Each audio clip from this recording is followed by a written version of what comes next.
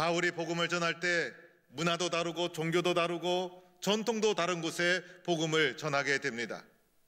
복음을 전하기 전에 그곳은 예수를 전혀 받아들이지 못했던 곳이었습니다. 예수를 전해 듣고서 그들이 마음에서만 예수를 믿은 것이 아니라 예수를 영접하고 나서 그의 삶의 생활, 습관, 전통 모든 것을 바꾸어 나가기 시작하는 놀라운 사건이 그들 가운데 일어나게 된 것입니다. 그러다 보니 예수 믿고 나면 곳곳에서 전통적인 가치관과 충돌하는 일이 일어나게 됩니다. 때로는 생계의 위협을 받고 목숨의 위협을 받기도 했습니다. 복음을 받아들여서 지속적으로 살아간다는 것은 쉬운 일이 아니었다는 것입니다.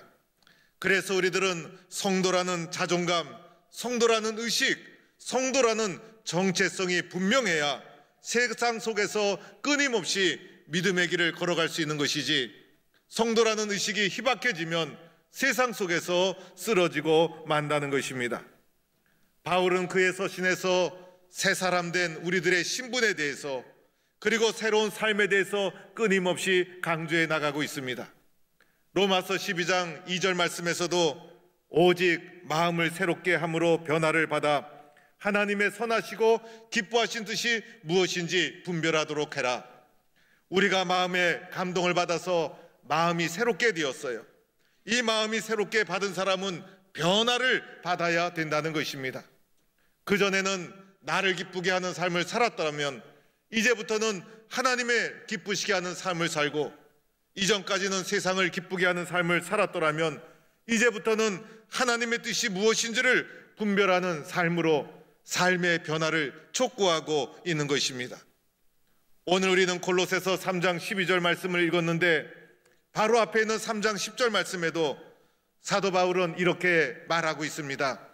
새 사람을 입었으니 이는 자기를 창조하신 이의 형상을 따라 지식에까지 새롭게 하심을 입은 자니라.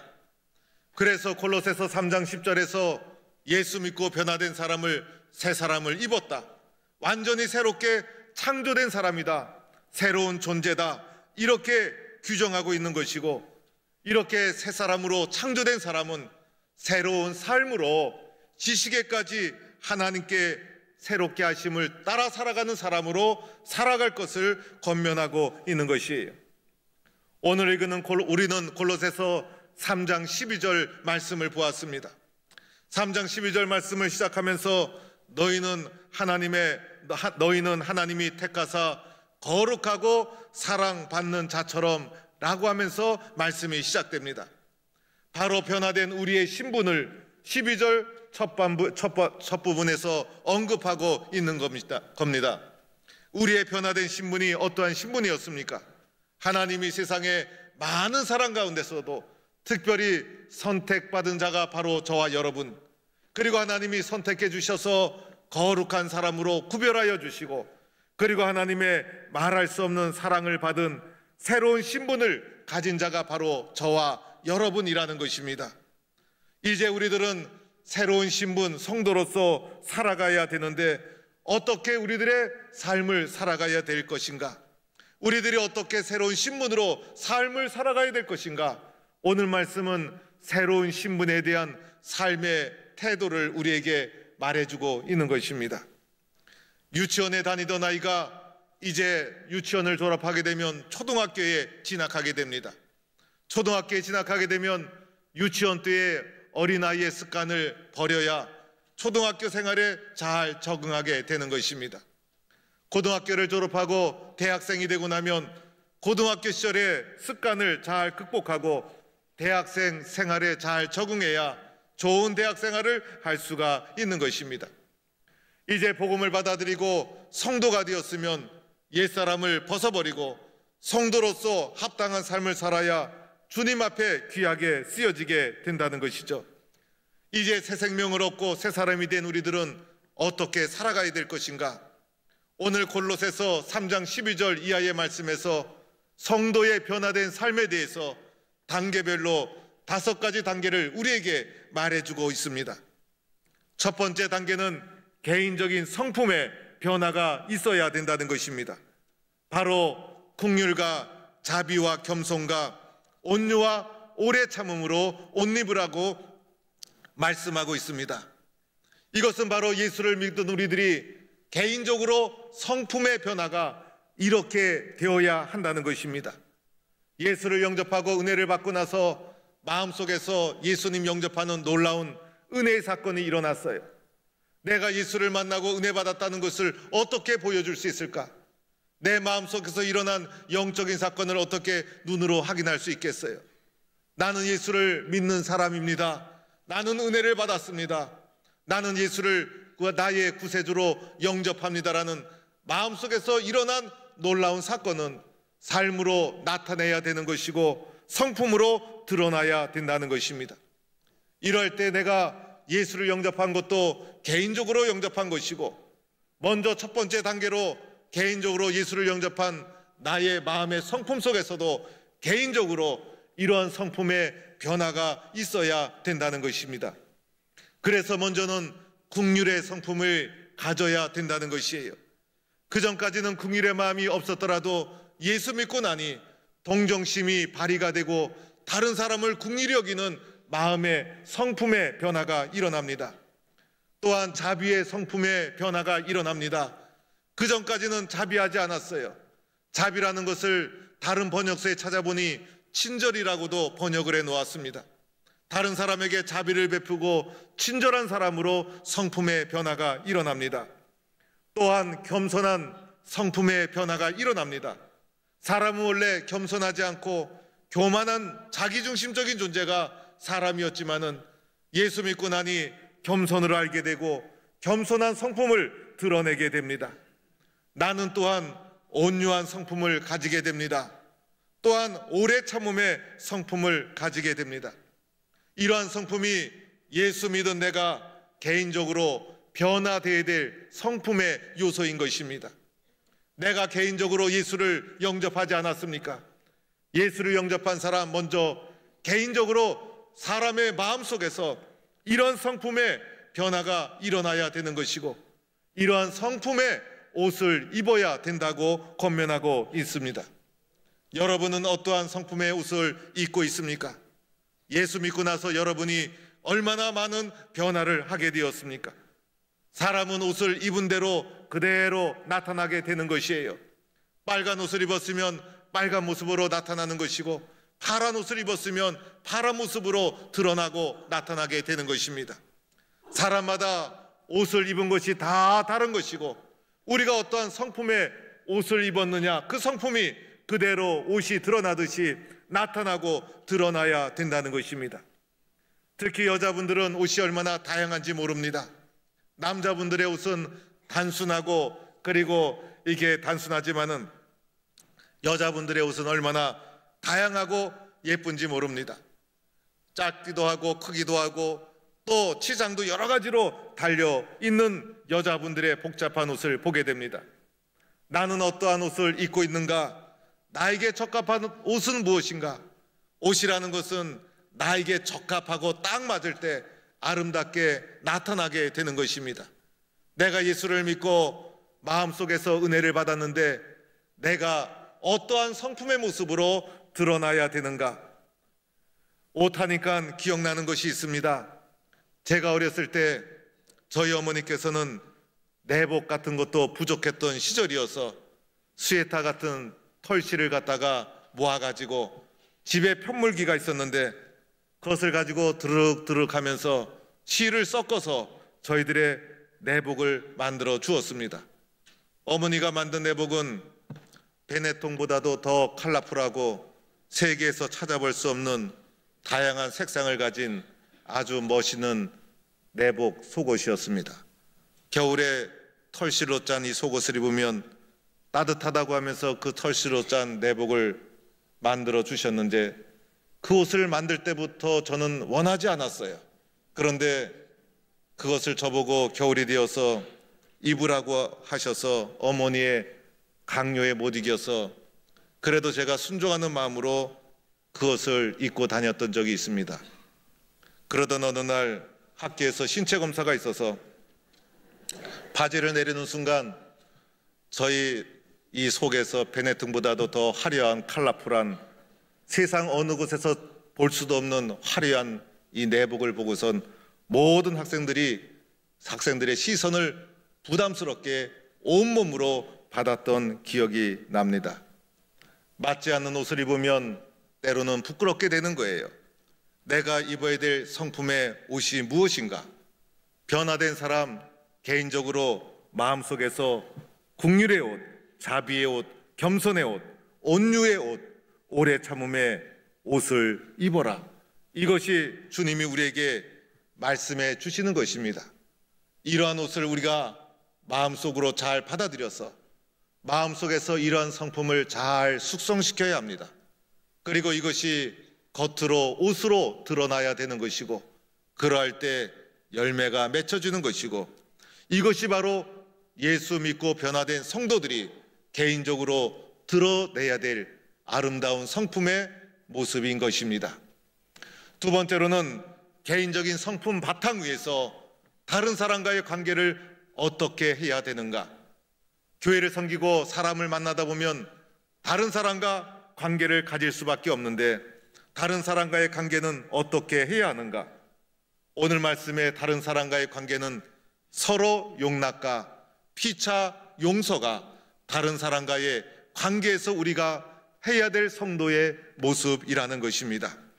누가 누구에게 불만이 있거든 서로 용납하고 피차 용서하되 주께서 너희를 용서하신 것 같이 너희도 그리하고, 이것이 믿음의 길을 걸어가면서 다른 사람과의 관계에서 우리가 해야 될 것입니다. 개인적인 성품의 변화가 일어난 토대 위에서 우리가 다른 사람과의 관계 속에서 서로 용서하고 피차 용납하고, 믿음의 길을 걸어가면서 교회를 섬기면서 다른 사람과의 많은 만남이 이루어지는데, 여기에 왜 불만이 생기지 않겠습니까? 오늘 골로새 말씀 속에도 보면 누가 누구에게 불만이 있거든 골로새 교회 초대교회도 불만이 있었다는 것을 전제하고 있지 않습니까?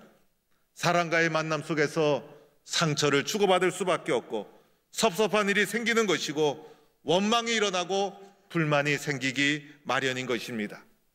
이러할 때 다른 사람과의 관계 속에서 성도는 어떻게 해야 하는가? 서로 용납하고 피차 용서하라. 이것이 성도의 아름다운 관계이어야 한다는 것입니다. 그런데 우리들은 용서라는 것을 잘 배우지 못했습니다. 우리는 어릴 적부터 세상에서 용서를 잘 배우지 못했습니다. 도리어 우리가 배운 것은 원수를 갚는 것을 배웠어요.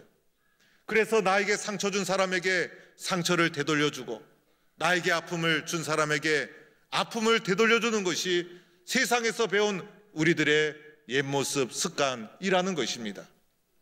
어릴 적에 영화를 봐도 영화의 내용이 다 권선징악이었어요.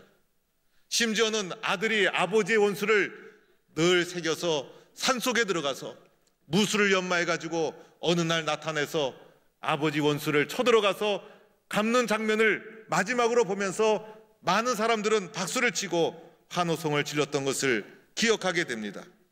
그래서 원수보다도 용서보다도 원수 갚는 것이 우리의 체질이고 우리의 모습인 것입니다. 섭섭한 일이 생기면 두고 보자라고 하면서 그것을 마음에 새기고 두고두고 기억하게 됩니다. 내 말을 들어주지 않으면 원망하고 분노합니다.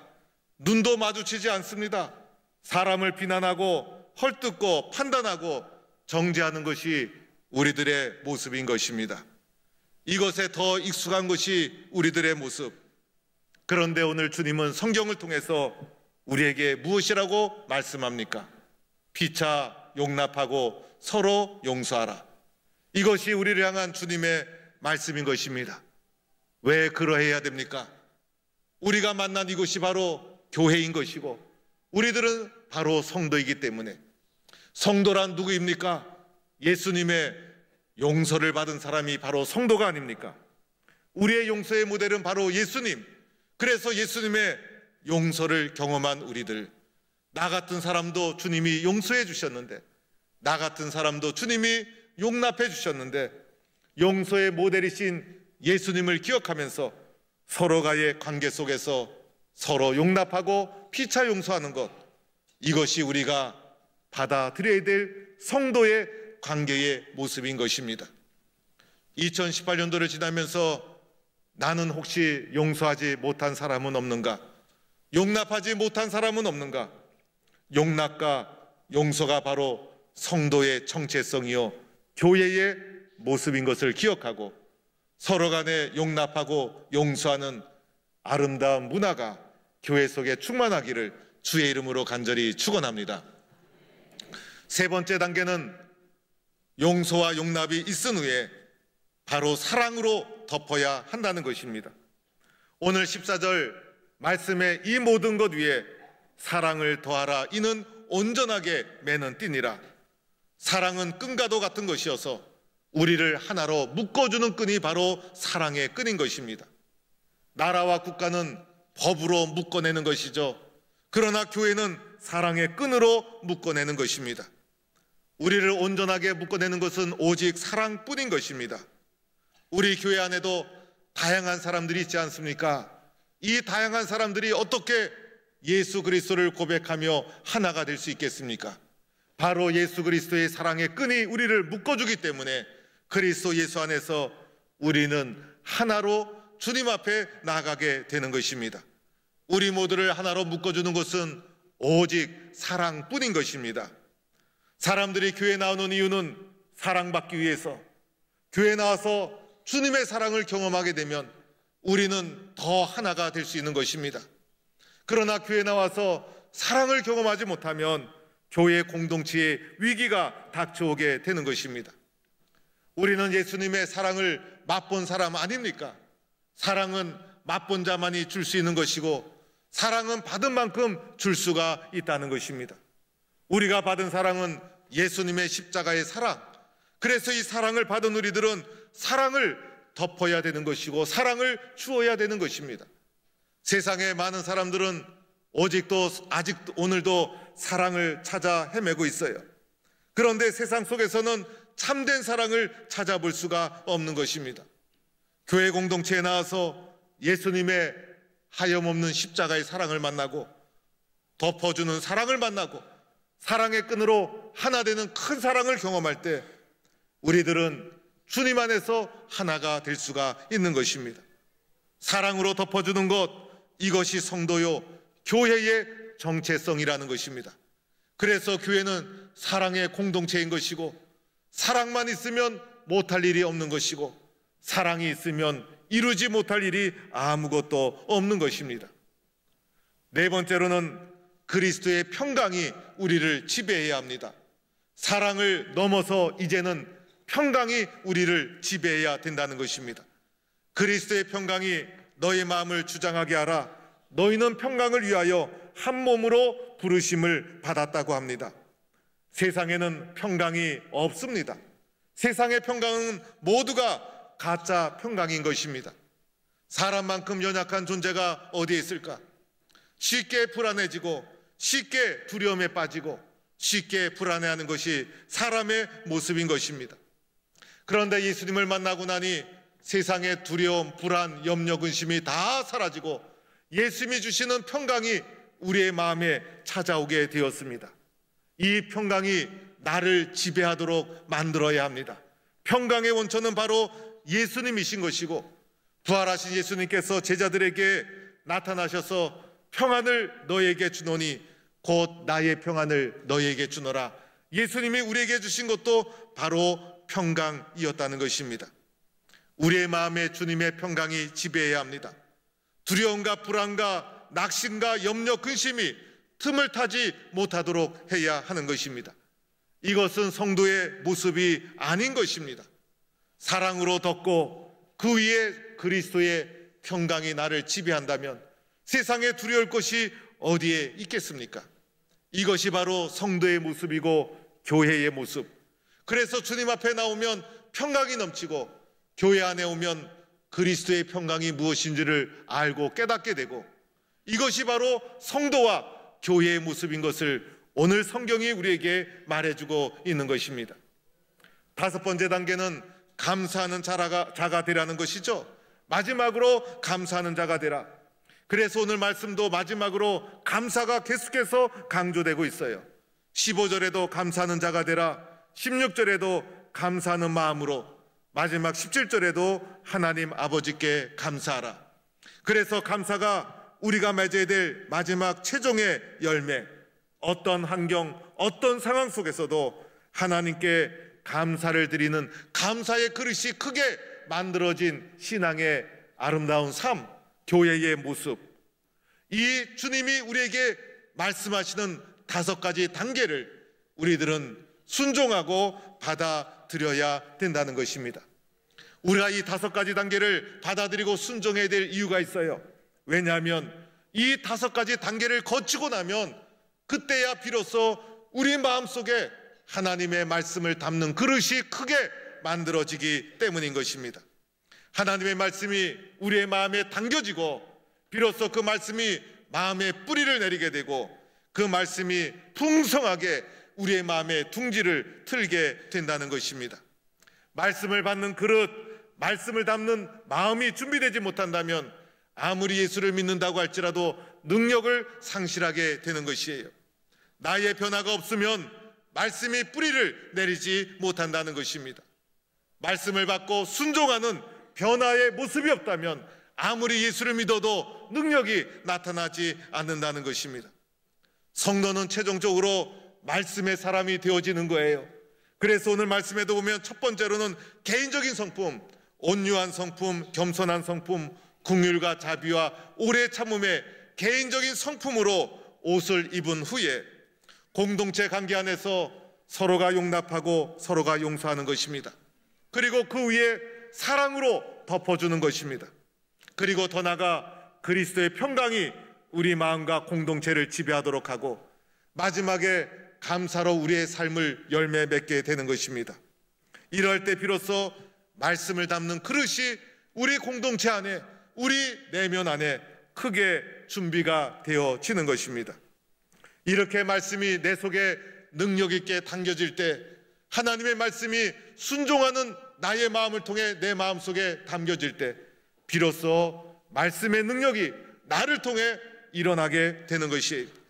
하나님의 말씀은 생명력이 있어서 우리의 마음을 주장하게 되고 우리의 마음에 동력을 주고 우리 마음을 움직이기 시작합니다. 말씀대로 지혜로 가르치는 자가 되고 말씀을 권면하는 자가 되고 말씀에 더 순종하는 자가 되고 시와 신령한 노래와 찬송을 부르는 자가 됩니다.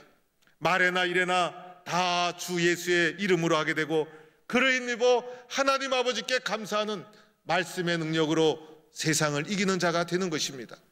말씀 때문에 힘을 얻고 말씀 때문에 위로받고 말씀 때문에 희망을 가지고 말씀 때문에 치유의 역사가 일어나고 말씀 때문에 환경과 상황을 딛고 일어서게 됩니다. 말씀이 있기에 은혜를 받게 되고 말씀이 있기 때문에 평강을 알게 되고 말씀이 있기 때문에 감사의 열매를 많이 맺게 됩니다. 이러한 모습은 새 생명 얻은 성도의 모습, 그리고 변화된 성도의 모습, 교회의 모습, 이것을 오늘 우리에게 말해주고 있는 것입니다. 여러분, 왜 사도 바울이 이렇게 새로운 삶의 모습에 대해서 길게 유달리 강조하면서 말씀을 하고 있는 이유가 무엇일까요? 그것은요, 성도의 삶의 변화가 없이는 교회의 존재의 의미가 없다는 것입니다. 변화된 성도의 삶이 없는데, 성도가 변화가 되지 않는데 교회가 존재할 의미가 없는 것이죠. 교회가 존재하는 이유는 성도의 변화에 있다는 것이에요. 그리고 성도의 변화는 무엇을 가져옵니까? 복음의 능력을 가져오게 되는 것이에요. 내 삶의 변화가 없이 교회는 능력이 없고 복음도 능력이 사라진다는 거예요. 그래서 변화된 삶을 우리에게 촉구하고 있는 거예요. 우리의 변화된 삶, 공동체의 변화된 삶은요, 사랑과 평강과 감사와 사랑과 은혜로 맺어진 끈끈한 성도의 강한 결속력은 초대교회 세상을 변화시키는 하나님의 능력으로 세상에 드러나게 되었던 것이고 세상을 이길 수 있는 하나님의 능력이 되었던 것입니다. 새 생명 얻은 자로서 나에게 부족한 것이 무엇인가? 새 생명 얻은 자로서 성도로서 합당한 삶을 살아가야 되는데 성도로서 합당한 삶을 살아가기에 부족한 것은 나에게 없었는가? 나는 성도로서 합당한 삶을 살아가며 주님의 교회를 교회답게 세워나가는 하나님의 사람인가? 오늘 2018년도 마지막 주일에 나 자신의 믿음의 삶을 돌아보면서 새로운 해에는 더 성숙한 모습으로 성도답게 교회를 교회답게 세워나가는 주님의 성도가 될 것을 다짐하는 성도가 될 수 있기를 주의 이름으로 간절히 축원합니다.